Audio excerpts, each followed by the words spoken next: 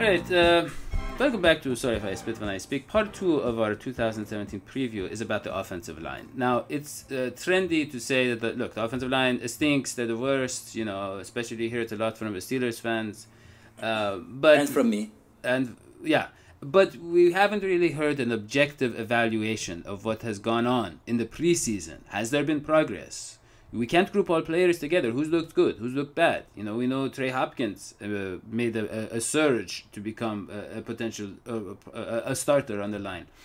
So, John, just dissect that offensive line for me and tell me what is going on.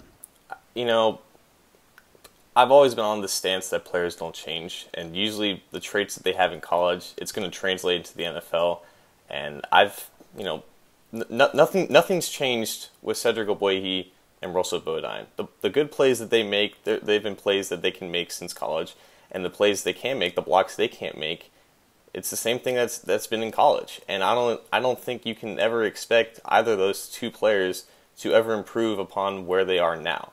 So as unfortunate as it is, John, left tackle. That kind of sounds like draftism to me. Well, I mean, that's the whole problem with the Bengals' offensive line in the first place. You have a guy like Paul Alexander, who I know he gets a ton of flack about his quote-unquote lack of development skills as a coach. He's been there for 20 years, but a lot of people don't realize is that he's a coach. He's not an evaluator. He's not a scout in any means of the word. They have 4 scouts in that scouting department, and they're putting a ton of pressure on a guy who just doesn't know what to look for guys coming out of college. But when you have guys like Jake Fisher and Trey Hopkins, guys with good traits coming out of college, he can develop guys like that. But he doesn't know what to look for in terms of finding, especially a center, in terms of they cannot draft a center. And I don't know if it's just because they wait for the day 3 or they just don't know what to look for. But he doesn't know what to look for in terms of drafting guys. So guys like Bodine, guys like Ogbuehi, yeah, they had a couple good plays in the preseason, but overall it was mostly bad, specifically in second-level running blocking, and they still can't really hold their own in the point of attack in terms of pass protection. They can't really anchor. They haven't been able to anchor ever since they got into the league. So I think those two are definitely warranted concerns, especially for Andy and the time he has in the pocket. But like you said, Daddy, it's not all one conglomerate group of badness. There is some bright spots, and the bright spots lie in Clint Bowling at left guard, and he's got, man, I feel so bad for him. I mean, he's playing between Ogbuehi and Bodine. The responsibility that he has to really just not only hold his assignment but help out those two guys, that's going to be tough. But he's a solid player, and he should be able to handle it fairly well. But whenever we see Bowling make a mistake, it might have to do with helping either Ced or Russell. But I do like how Hopkins has played in the preseason. I like how he's played next to Fisher. Both have looked strong in terms of run blocking, in terms of holding their own at the point of attack. And they were solid players in college, and I think that the more reps that they accumulate, the better their development is in terms of becoming good players.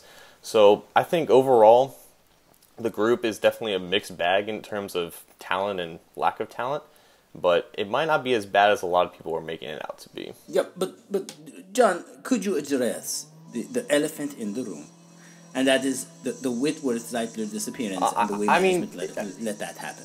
What are they thinking? What's going on in their minds? That's what I want to know. In their minds, they expected Cedric Ogbuehi by year 3 to be a solid starter in the NFL. That's the reason why they weren't desperate to bring back Andrew Whitworth. That's why they let him go to Los Angeles.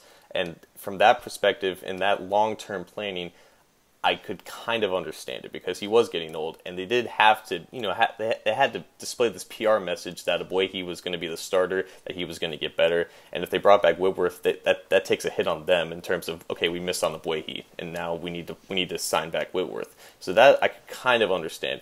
I cannot, and I will not forgive them for letting Zeitler go. Well, the Browns made Zeitler the biggest. Let the man speak. The highest paid. Let the man speak. No, everybody says that. Come on, that's a lot of money for a guard. Just people don't pay that much, and you expect all teams to break the mold and to. I don't understand. Yeah. I don't understand what their process is. If they drafted a guy in the first round, if they start him from day 1 for 5 years, he gives them above average play of the position. Let the guy take his money. I mean, at least offer him a contract. They didn't even offer him a contract. Yeah. Yeah. Like, I mean, it went against everything that they believe in terms of draft, develop, and retain. What's the point of that process if you're not even interested in retaining just because of the position that he plays? They had the money. I mean, this is all part of just letting the market play out itself. Kevin Zeitler will not be the highest paying guard after Zach Martin gets his extension. So I don't think that matters at all. Zach Martin's worth the money, even though he plays on a great offensive line. Yeah, but John. No, but hold on. No. I want to stick with. I mean, the Abgoehi thing. Okay, like they make this big deal about how he was on the right and now he's on the left, and because he was on the right he wasn't good. Now, is that true, John? You know everything about the offensive line. Does it make that big of a difference that he was on the right and now he's on the left? It's like, come on, man. Again with Abgoehi, it's mostly. Put your shoe on the right. All right. For Abgoehi, it's mostly PR stuff. Like, I think we all know that anything that we're going to hear about Abgoehi, it's usually just team speak. It's usually Jeff Hobson, churning out some positive words. The whole talk was that left tackle was his natural position. If you watch his college tape, it wasn't. He was worse at left tackle than he was at right tackle. He actually was better at right guard compared to any other position he played in college. But I mean, left tackle is his quote unquote natural.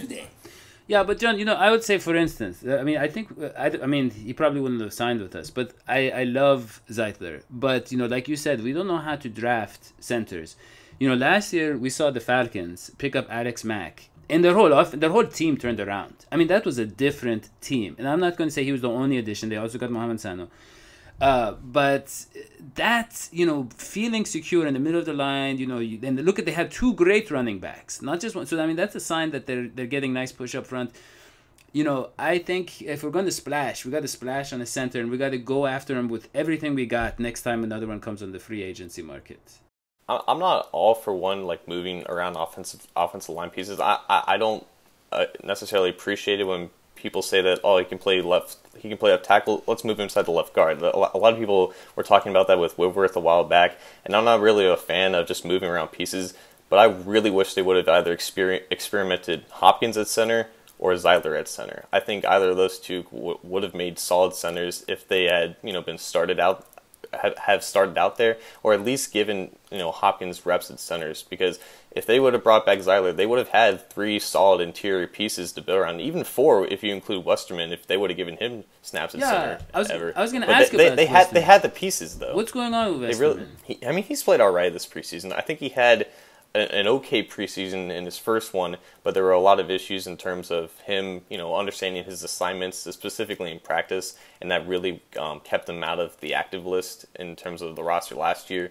But he was one of the 9 that made it this year, and I think he's still a solid player. I think he still fits a lot what they like in their guards. They like to have him pull around the line of scrimmage. So if you see bowling, that's really what he does best, and that's what Westerman did best at Arizona State, and I think that's what they're going to have to, He's Bowling's backup now. He's the backup left guard, so he's definitely the type of player that they like, and I think he's a solid player. I think he has enough functional strength, unlike a guy like Bodine and T.J. Johnson, who's the backup center.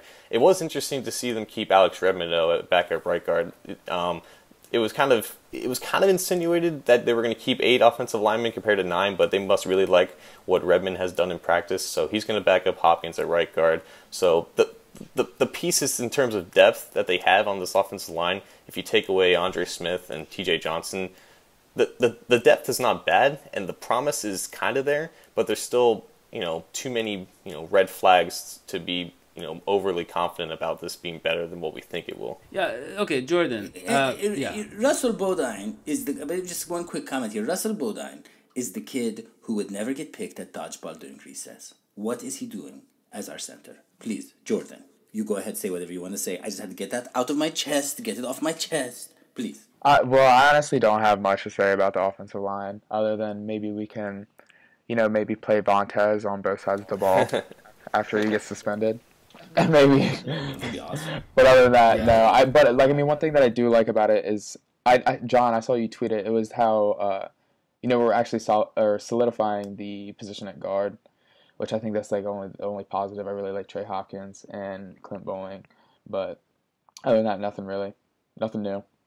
I mean, they have 2 holes, but it's the 2 biggest holes in the entire offensive line. So yeah. And on the center thing, that's literally like, because it's obviously not the talent where you need the center. Like, I mean, not you obviously do, but it's just the leadership. And I don't know if that's something that Bodine has, and that's the reason why we're keeping him. Look, Or well, not. no, yeah, I just want to say, I mean, you know, our offensive line, the only one that ranks worse is the Seahawks. Pro Football Focus says, and I mean, they have Russell Wilson. He's got the mobility, he's got the awareness of the field. I don't see much for the Bengals this year, just because you can't make up for the poor offensive line. But look.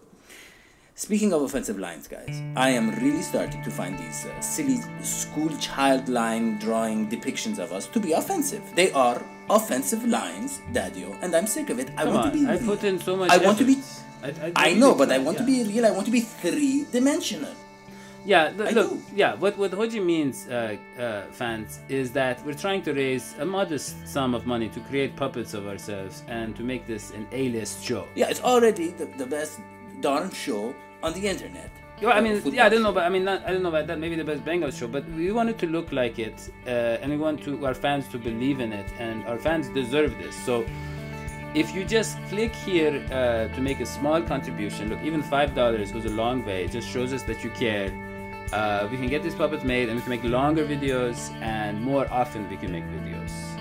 So we'll be back with part 3 of the preview right after this.